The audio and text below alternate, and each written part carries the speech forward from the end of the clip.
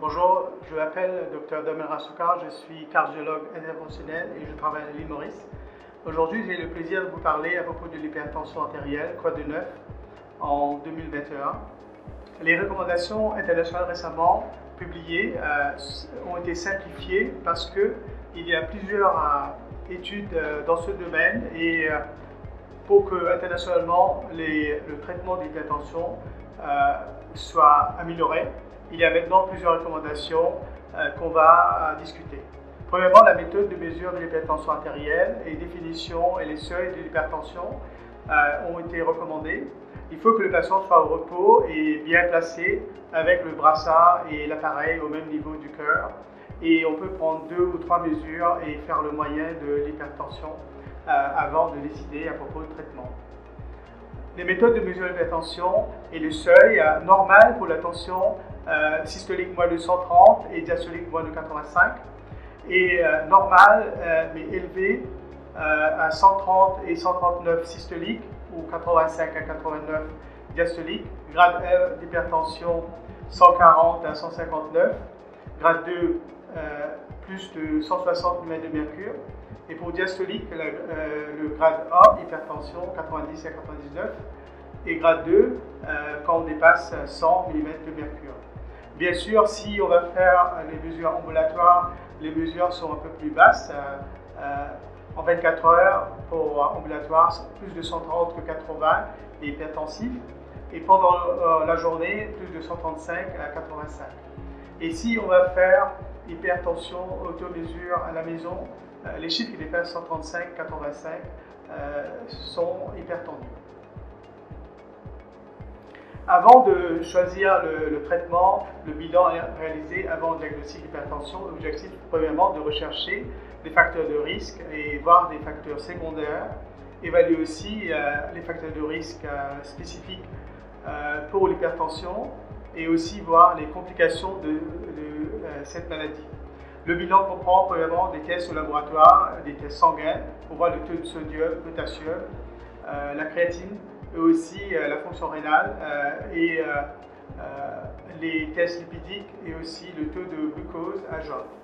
Il faut aussi important de faire des tests d'urine avec des bandelettes pour voir s'il y a complications, s'il y a albumine ou bien il y a du sucre dans l'urine.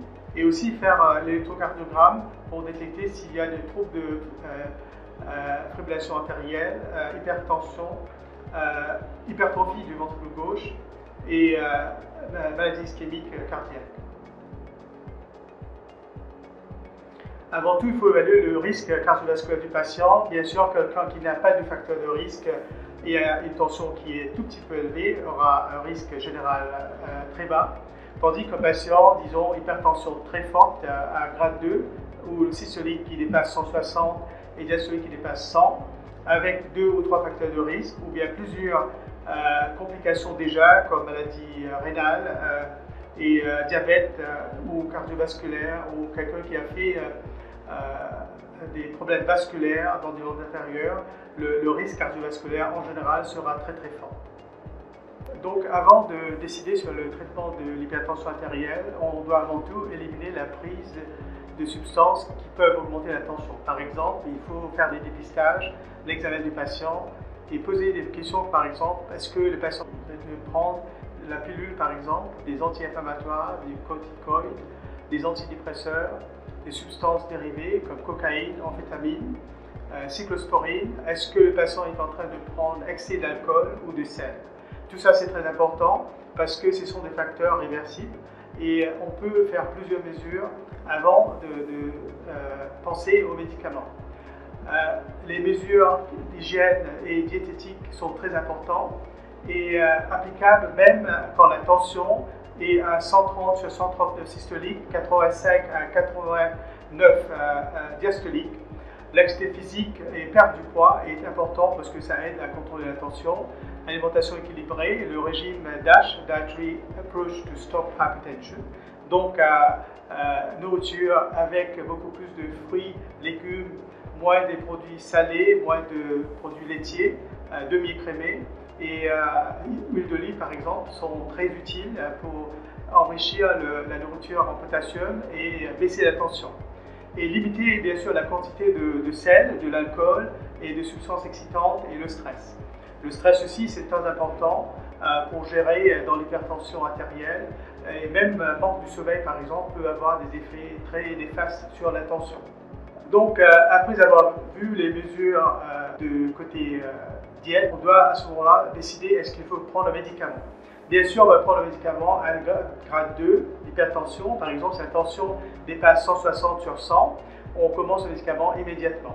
S'il n'y a pas beaucoup de facteurs de risque et on est à grade 1, par exemple à 140 à 159 systolique et 90 à 99 diastolique, on peut attendre et prendre des mesures de côté mode de vie avant tout, avant de dépenser ou bien avant de penser aux médicaments. Si le patient déjà est en cardiovasculaire, a déjà fait un accident cérébral ou bien a des problèmes rénals grade 3 ou plus, ou a des blocages artériels aux membres inférieurs vasculaires, bien sûr ces patients-là sont à haut risque. À ce moment-là, il faut commencer les médicaments immédiatement.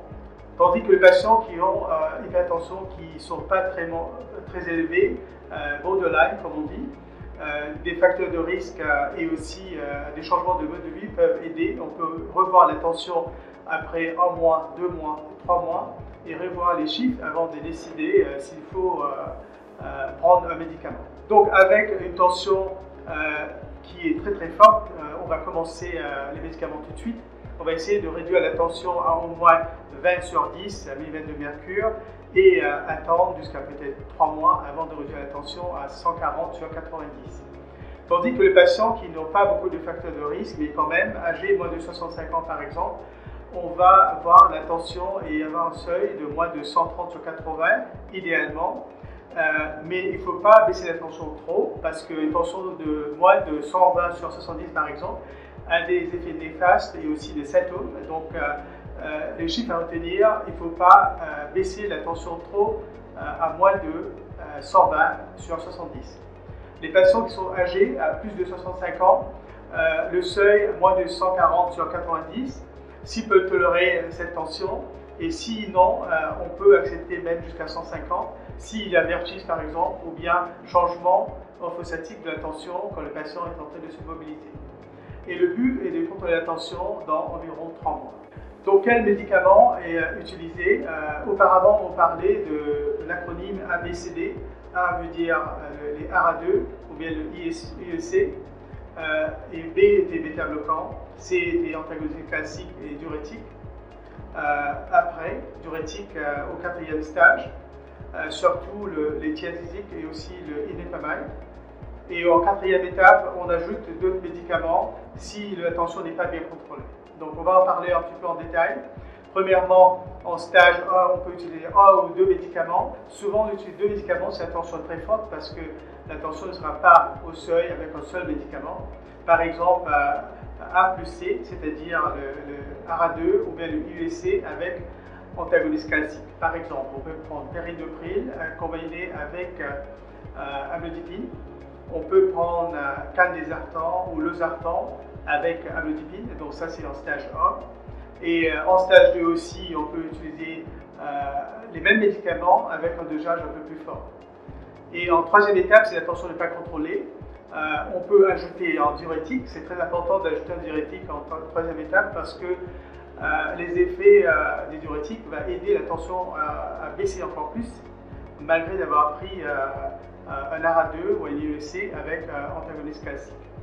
Par exemple, au stage 3, on peut avoir un médicament comme péridopril, le IEC, amlodipine comme l'antagoniste classique et un diurétique comme le thiazide ou bien le indapamide. Si la tension n'est pas contrôlée, à ce moment-là, il faut ajouter des diurétiques comme spironolactone qui agit sur le système d'aldostérone rénal et qui va réduire la tension encore plus. Donc A plus C plus diurétique D. Par exemple, spironolactone à dosage de 25 à 50 mg par jour est très utile si on est à un stage de 3 médicaments. Si on va dépasser 3 médicaments et la tension n'est pas contrôlée, c'est une situation d'hypertension résistante. Donc il faut, pour traiter l'hypertension artérielle, évaluer et renforcer l'observance. Il faut favoriser la prise d'un médicament ou bithérapie, et si possible, un médicament combiné dans un seul comprimé. Si c'est disponible, bien sûr, parfois c'est pas disponible, à ce moment-là, on aura des médicaments séparément. Et choisir l'heure de prise en fonction de préférence du patient, lier le traitement à l'habitude quotidienne et éviter les oublis. Et proposer aux patients d'utiliser l'automesure à la maison, parce que ça c'est très important. Il y a plusieurs études qui montrent maintenant que la tension prise à la maison est très utile et prognostique pour la plupart des patients. L'hypertension artérielle peut être résistante malgré 3 médicaments, incluant diurétiques, et avec le dosage maximal. Après avoir éliminé un sous-de-résistance, l'hypertension blanche traitée sous-optimale, par exemple, parfois on oublie les diurétiques, et le dosage peut être ne pas suffisant. Donc à ce moment-là, il faut augmenter le dosage pour voir que la tension soit bien contrôlée avec 3 médicaments. Si la tension est résistante malgré 3 médicaments incluant diurétiques, à ce moment-là, il faut voir quelle est la raison et peut-être référer le patient à un cardiologue, à un centre externe pour voir s'il y a possibilité d'avoir hypertension secondaire, discuter les traitements et aussi être sûr qu'on est en train d'utiliser le spironolactone pour augmenter l'efficacité du contrôle tensionnel. Aussi, on doit penser à propos de l'hypertension artérielle secondaire. La plupart des cas qu'on voit, 90% des cas, sont des cas primaires. Et dans 5 à 10% des cas, on voit des patients qui ont d'autres raisons pourquoi la tension est forte. Donc, pour réaliser un bilan d'hypertension secondaire chez les patients, surtout si le début est précoce, la tension est résistante, on voit dans le bilan sanguin que le taux de potassium par exemple est bas, et il y a des problèmes rénal et il y a des protéinuries sur les tests urinaires. S'il y a urgence hypertensive, par exemple avec des changements à la rétine, au rein, on doit penser à l'hypertension artérielle secondaire. Donc déséquilibre qui est très brutal est une cause de l'hypertension secondaire qu'on doit porter attention. Les causes fréquentes de l'hypertension secondaire sont quand le taux de l'aldostérone est élevé, primaire, les maladies rénales, les sténoses des artères rénales, la prise de substances suppressives et parfois aussi l'apnée du sommeil.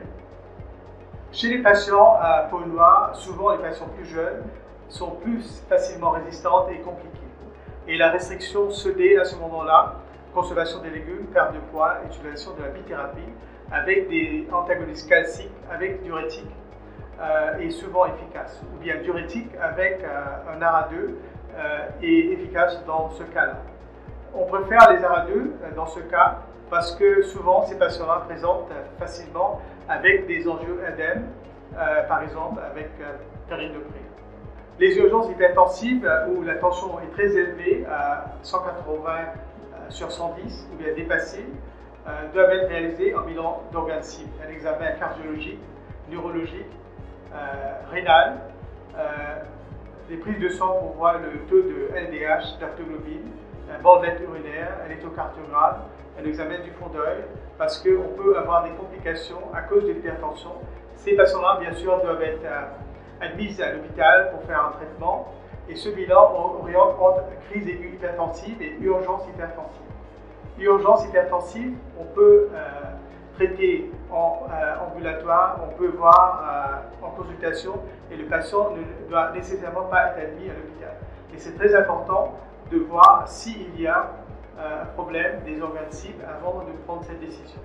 Si un patient n'est pas bien avec des changements d'organes cibles, il faut admettre le patient en urgence pour traiter l'hypertension. Et la prise en charge thérapeutique dépendra essentiellement de l'atteinte des organes, par exemple la fonction rénale. En conclusion, pour contrôler la plupart des patients hypertendus, il faut premièrement comprendre le problème ambulatoire, avoir un maximum d'automesure pour les patients, dépister les formes secondaires systématiquement, assurer que les traitements des médicaments sont appropriés, dosage approprié, le nombre de médicaments et le type de médicaments à stage 1, 2 ou 3, et pour les patients qui sont résistants ou complexes, les référer à un cardiologue. Merci beaucoup pour votre attention et à la prochaine fois.